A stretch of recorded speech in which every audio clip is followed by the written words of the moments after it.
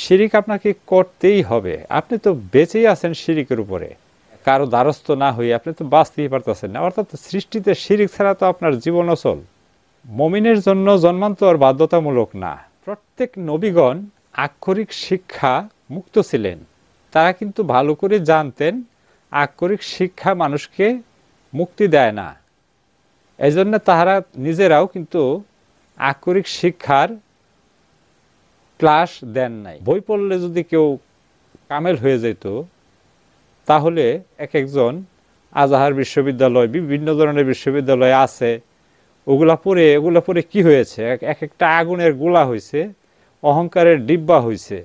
ওদের মধ্যে অহংকার ছাড়া কিছুই নাই।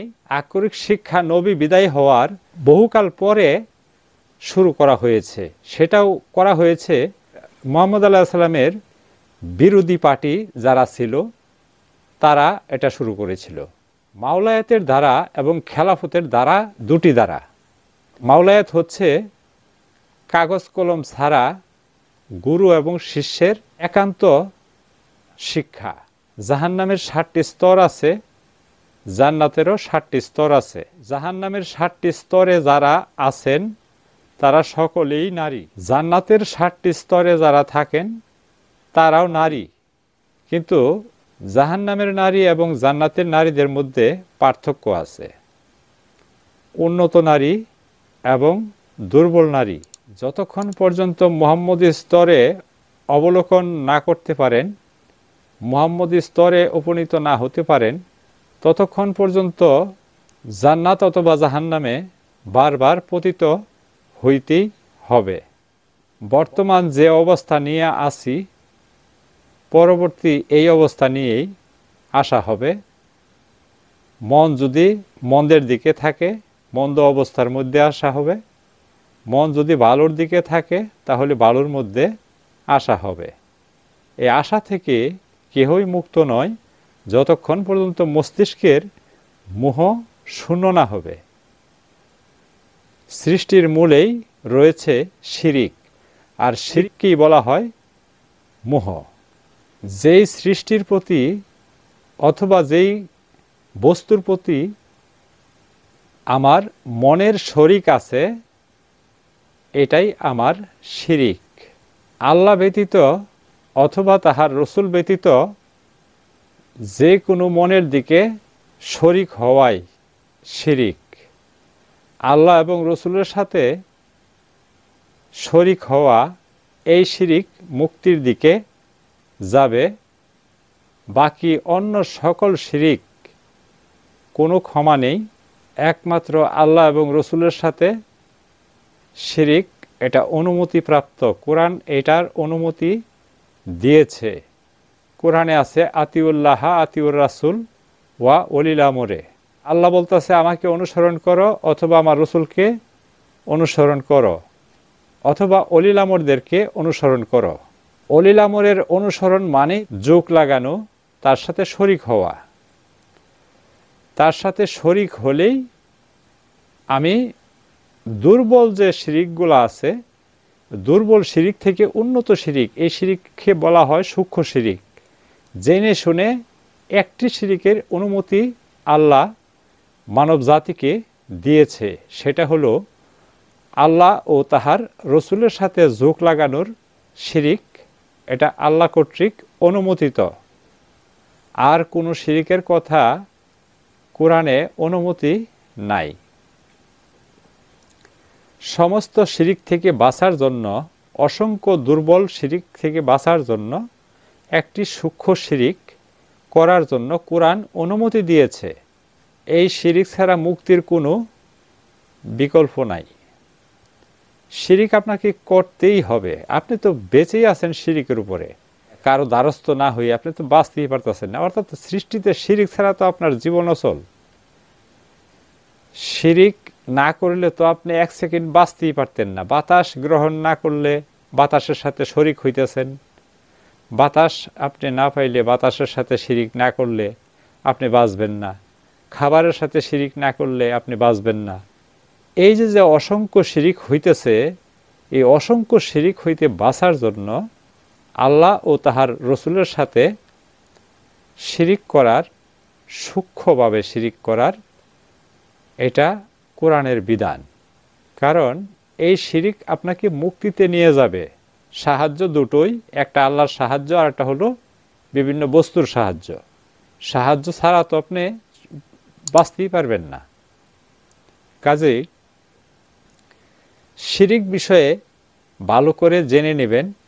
আমাদের মাওলা শাহ সুফি সদরুদ্দিন আহমদ চিশতি দাদাজান, ওনার লিখিত 15-20 খানি পুস্তক হবে শিরকের উপর। ওনার অসংখ্য লিখনী আছে।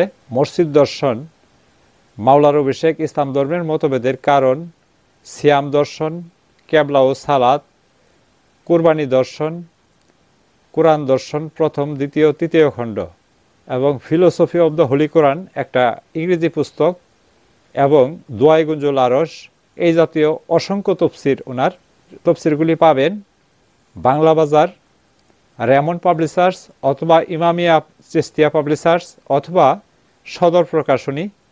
আমার জানা মতো এই 3টা প্রকাশনীর নাম বললাম, আপনারা এগুলি সংগ্রহ করে দেখবেন।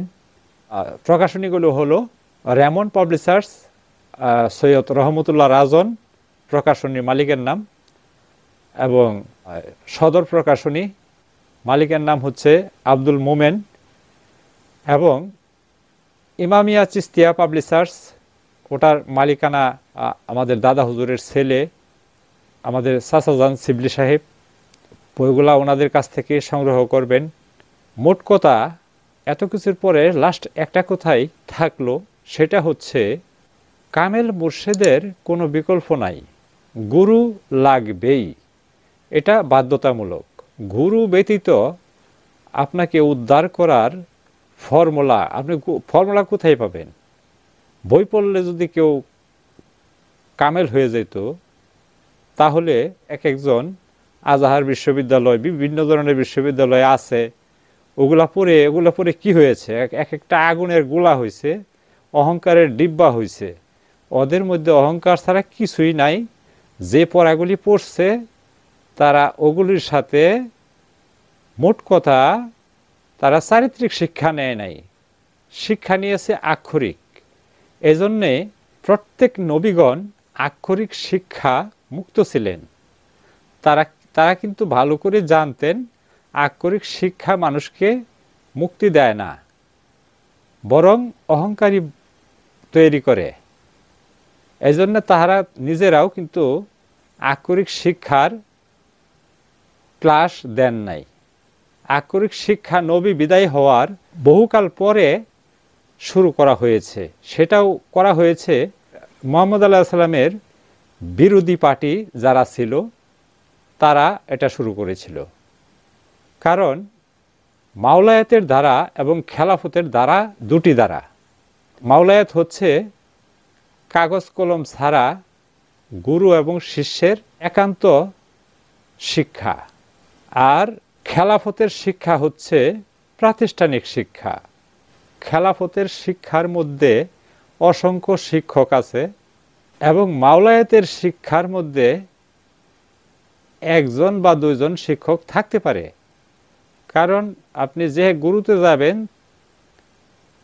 ওই গুরুর বিশেষ পর্যায়ের কারো না কারো সাথে আপনার সলা পরামর্শ করা যেতেই পারে। কারণ যিনি গুরুকে বেশি বুঝতে সক্ষম হয়েছেন, তার সাথে আপনি পরামর্শ করতে পারেন গুরুকে বোঝার জন্য। কারণ গুরুকে তো বুঝতেই হবে। সুফি ফকির লালন সাইজি, উনি ওনার একটা কালামে লিখেছেন বা বলেছেন, যেজন শিষ্য হয় গুরুর মনের খবর লয়। তাহলে যারা গুরুর মনের খবর লয়েছে বা জেনেছে, তাদের কাছে তো আপনি সময় দিতেই হয়। তা না হলে আপনি গুরুর মনের খবর কেমনে লইবেন? সে পদ্ধতিটা তো প্রাথমিক পর্যায়ে কারো না কারো শরণাপন্ন হইতেই হবে। কাজেই যাহা কিছু করবেন বা বলবেন অথবা হৃদয়ে ধারণ করবেন, সেটা অবশ্যই ভালো করে জেনে বুঝে। তবে পূর্বে যে কথাগুলি বলা হলো, ওদের কাছ থেকে কখনো সঠিক পথ নির্দেশনা পাবেন না, যারা আক্ষরিক শিক্ষায় শিক্ষিত। কারণ আক্ষরিক শিক্ষা শিক্ষিত মানুষ মানেই থাকবে সেটা জাগতিক শিক্ষা হোক এবং অথবা কোরআনের শিক্ষায় শিক্ষিত হোক অথবা ইউনিভার্সিটি বাংলা ইংরেজি অহংকার থাকবেই। কারণ ওই দুই একজন ব্যতীত সবাই শয়তানের কাতারে আছে। প্রাতিষ্ঠানিক শিক্ষার মধ্যে দুই একজন থাকতে পারে, যারা আছে তাদের প্রতি আমার শ্রদ্ধা আছে, এবং বেশিরভাগ শিক্ষাই হচ্ছে অহংকারী শিক্ষা। এদের কাছ থেকে অহংকার ছাড়া কিছুই পাবেন না। যাতে শিক্ষক হইতে পারে, কিন্তু তারা শিক্ষকদের কাজ কি, তারা টিউশনি করাই হইল তাদের কাজ, অর্থাৎ কিছু পড়াইলে কিছু নিব। এই পড়াইয়া যারা নেওয়া শিখালছে এদের কাছ থেকে ভালো কিছু পাবেন না। যারা পড়াইয়া নেওয়া শিখালছে অর্থাৎ পড়ানির বিনিময় নেওয়া শিখছে, যারা পড়াইয়া বিনিময় নেওয়া শিখছে তাদের কাছ থেকে ভালো কিছু আশা করা এটা বোকামি ছাড়া আর কিছুই না। যারা পড়াইয়া কারো কাছ থেকে কোনো কিছু নেয় না, তাদের কাছ থেকে যা পাবেন জগতে কোথাও টাকা পয়সা দিয়েও তা পাবেন না। আজ এই পর্যন্তই। পরবর্তীতে যদি ভালো লাগে আপনাদের মতামত জানাবেন। আমি খুব দুঃখিত আমাদের ভিডিওগুলো বেশি ভাইরাল হয় না বা অথবা বেশি প্রচার হয় না, কারণ প্রচার আপনারাই করবেন। এই ভিডিওগুলি আপনারা যদি লাইক দেন, কমেন্ট করেন, শেয়ার করেন, তাহলে অনেক মানুষের কাছে এই কথাগুলি যেতে পারে। অনেক মানুষে এই কথাগুলি দু একজনে যদি নেয়, যদি উপকারে আসে, যদি আপনার কাছে ভালো লাগে তাহলে শেয়ার করবেন, কমেন্ট করবেন, লাইক করবেন। আপনার কাছে ভালো না লাগলে ধন্যবাদ, শেয়ার করার প্রয়োজন নাই। যদি আপনার কাছে ভালো না লাগে ধন্যবাদ। আপনার কাছে যদি মনে হয় কথাগুলি সঠিক মনে হয়েছে, তাহলে আপনি যাকে বিশ্বাস করেন বা আপনার কথা যিনি শুনে তিনাকে এই ভিডিওটা দেখতে সহযোগিতা করতে পারেন। এইটুকুই। আপনার মাধ্যমেই চ্যানেলটা চালু থাকলো। কি বলবো আর, আমি একেবারে মূর্খ মানুষ, অক্ষর জ্ঞান নাই। আমি আমার গুরুতে যাওয়ার পরে এই কিছু পেশাল শিখছি। এই পেশালগুলি আমি আমার মানে এক কথায় পাগল বলতে পারেন, সমস্যা নাই, পাগলই বলতে পারেন। আমার গুরুদেব শামসুল হুদা চিশতি মমিন মাস্টার সাহেব, জামালপুর, ইসলামপুর, ওনার কাছে আমি 16-17 বছর আগে ওনার সাথে আমি উঠা বসা করি। উনি আসে, ওনার সাথে বিভিন্ন জায়গায় যায় এবং উনি খুব খুশি হয়েছে। চ্যানেলের নাম আগের নাম ছিল বাসান শাহ ইউটিউব মিডিয়া।